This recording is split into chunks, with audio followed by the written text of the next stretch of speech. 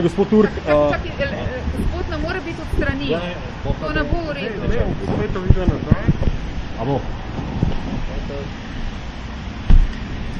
Torej, gospod Turk, najbolj aktualno vprašanje. Morda ste dobili že kakšno informacijo o tem, kaj ste se gospod predsednik vlade in pa kmetijska ministrica dogovorila na sestanku? Te informacije žal še nimam. Če sta se kaj dogovorila, jaz o temu ne vem nič. Kaj pa lahko danes pričakujemo tukaj od obeh odborov, torej IGO-ja in sveta stranke? Vi ste zdaj novi predsednik sveta, 29. november ostaja iz kongresa. 28. november mislim, da ostaja, to bomo danes tudi potrdili. Drugače pa nič posebnega ne pričakujem oziroma nimamo nič posebnega na dnevnem redu. Potrditev v glavnem datum tega izrednega kongresa in to je to. Je pa že kakšne kadrovske rešitve ali kakorkoli že tudi glede demografskega?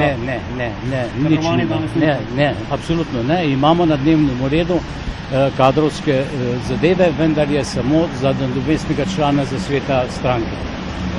Drugo zaenkrat ne. Kakršnekoli odločitve o gospe Pivec kot podpredsednici vlade, kot kmetijski ministrici, kakršnikoli sklepi ali pridejo lahko že danes v poštev. To je namreč tudi nekaj, kar menda čaka premier Janša, torej nek uraden signal iz stranke. Poglejte, o temu, kaj čaka premierja Janše, seveda mi ne odločamo.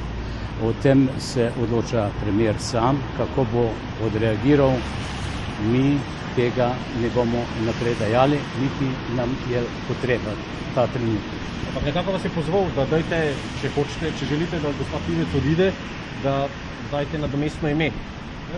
To je res, pozval poslansko skupino, ampak o tem jaz ne bi komentiral. Boste že danes govorili o kakšnem nadomestnem imenu? Ne, danes. Hvala lepa. Hvala.